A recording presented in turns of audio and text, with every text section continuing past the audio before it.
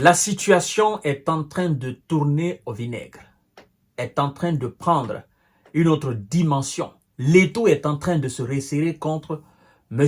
Benyamin et son armée. Le français, le président français Emmanuel Macron, oui, c'est lui que vous voyez ici. Il vient de faire une déclaration qui ne va pas plaire à Benyamin. Et je sais très bien que ça va créer des tensions diplomatiques entre la France et l'Israël. Mais Emmanuel Macron vient de prendre ses responsabilités. Oui. Cette déclaration d'Emmanuel Macron à France Inter vient corroborer alors les dires des responsables iraniens selon lesquels c'est l'Occident qui livre massivement des armes et des munitions à l'Israël pour continuer à bombarder la bande de Gaza. Et donc Emmanuel Macron se prononce ce samedi 5 octobre 2024. Mesdames et messieurs et mesdemoiselles, partagez la vidéo dans tous les groupes possibles. L'heure commence à être très grave, très grave. Macron se prononce sur l'arrêt des livraisons d'armes à l'Israël utilisées à Gaza.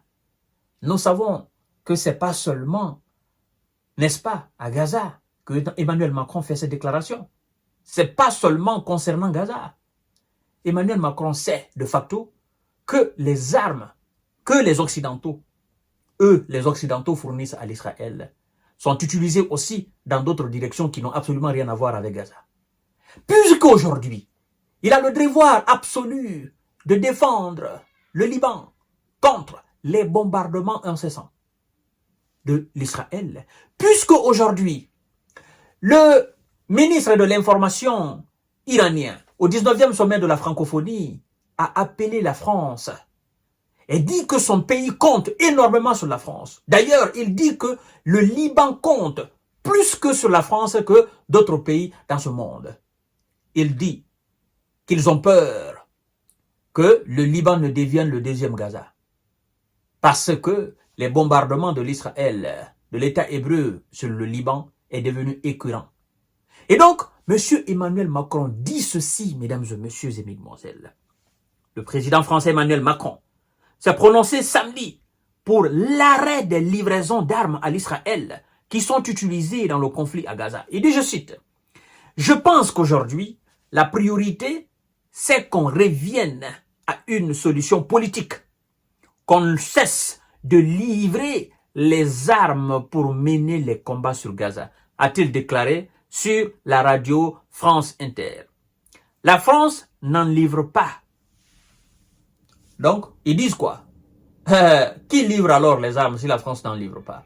Ce sont les États-Unis, c'est d'autres alliés, donc la France ne livre pas. Maintenant que la France ne livre pas, Emmanuel Macron dit, Monsieur Benyamin, c'est stop, il faut arrêter. Monsieur Biden, il faut arrêter de fournir des armes à l'Israël. C'est terminé. On en a assez. Parce que nos intérêts sont dorénavant touchés. Le Liban, dans le Proche-Orient, là, le Liban, c'est la France. Et on ne peut pas rester assis comme ça, là. Le Liban, quand même, en quelque sorte, c'est la France. On ne peut pas rester assis et assister au bombardement de ce Liban. On ne peut pas accepter que M. Benyamin continue pour des intérêts inavoués, n'est-ce pas, à mettre en péril nous qui sommes ses alliés, nous qui le soutenons, à mettre en péril nos intérêts dans la même sous-région. Il faut qu'il l'arrête. Et vous qui fournissez des armes à M. Benyamin, il faut que vous arrêtez. Alors, c'est un avertissement que M. Macron vient de faire. Parce qu'il dit qu'ils sont utilisés contre Gaza. Mais nous savons, les armes qui sont fournies à M. Benyamin, on ne lui dit pas, écoutez, tu les utilises seulement que contre Gaza. Non. Mais lui, il les utilise aussi contre le Liban. Il les utilise aussi contre la Syrie. Donc, lui, il s'en fout. Autant que vous fournissez, autant que lui, il continue naturellement de bombarder ses voisins. Alors, écoutez bien. Écoutez bien, mesdames et messieurs, ça, c'est le ministre de l'Information, n'est-ce pas, de Liban. Il s'appelle Zial Makari. Le ministre de l'Information nous dit quoi? D'abord, la crainte d'un nouveau Gaza au Liban. Il dit, je cite, « On a peur d'un nouveau Gaza au Liban. » C'est ému. Vendredi, au sommet de la francophonie, le ministre libanais de l'information Ziad Makari, en qualifiant d'écœurant les bombardements constants du Liban par l'État hébreu. Il dit, je cite, « On pense toujours qu'il y a un tout petit espoir côté diplomatique parce que le Liban est bombardé chaque jour. Beyrouth est bombardé chaque jour, chaque nuit, pendant 24 heures. Ok? La Beka, le mont Liban, le sud, a-t-il poursuivi. Il continue en disant ceci. On compte beaucoup sur la France, beaucoup plus que sur d'autres pays. On compte, le Liban compte beaucoup sur la France. Et il insiste. Il a utilisé le mot beaucoup 2 fois. On compte beaucoup sur la France, beaucoup plus que d'autres pays dans le monde.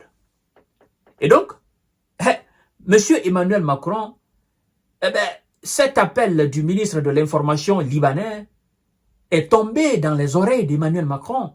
Il se dit, il faut que je me lève. Là, ça devient vraiment autre chose. La capitale est bombardée. Beyrouth est bombardée. Les autres villes sont bombardées. Et puis on dit aux gars d'arrêter, il n'arrête pas. Il se croit qui? Il faut qu'il arrête. Sans nous, il n'est rien. Sans nous, il sait très bien que ses alliés, ses voisins-là vont le finir. Il faut qu'il arrête maintenant. Et donc, le ministre de l'Information, M. Ziad, continue en disant ceci. On compte aussi beaucoup sur l'initiative franco-américaine qui a été préparée à New York. Également appuyée par l'Union européenne, par le Qatar, les Émirats arabes unis, l'Arabie saoudite, le Japon, l'Australie, le Canada, la Suisse, la Grande-Bretagne, a-t-il enfin énuméré. Donc, il a cité tous ces autres pays, en fait, parce qu'il sait que la France se trouve dans une organisation qu'on appelle l'OTAN. Donc, en citant la Grande-Bretagne, le Canada, le Japon, c'est pour donner un poids à son appel. Mais le début de son appel est consacré spécifiquement sur la France. On compte beaucoup sur la France, beaucoup plus que d'autres pays. Vous voyez? Donc, la France se doit de prendre la responsabilité, non seulement de se lever, le président français doit se mettre sur pied, il doit constamment rester en contact avec M. Biden pour mettre cette pression sur M. Benjamin, pour lui dire, mon gars, cette fois-ci-là, il faut arrêter. Non, il faut arrêter. Vous voyez maintenant le 2 poids 2 mesures. Vous voyez maintenant pourquoi la géopolitique et la géostratégie parfois a des conséquences. Vous voyez?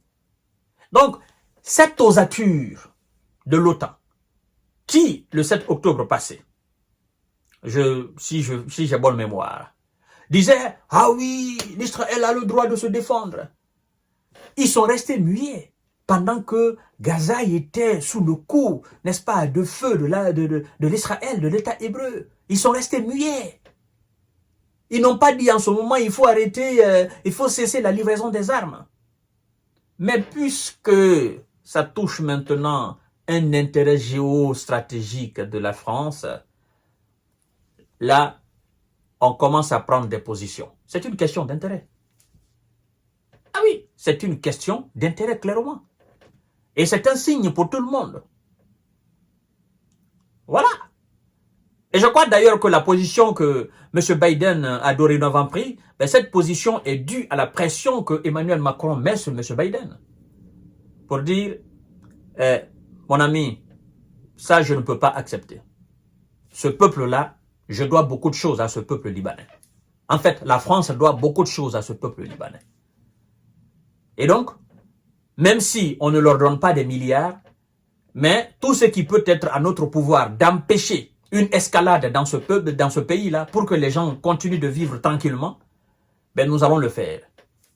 Aujourd'hui, c'est une simple déclaration. Il dit il faut arrêter la livraison. Qui sait demain ce qui va se passer?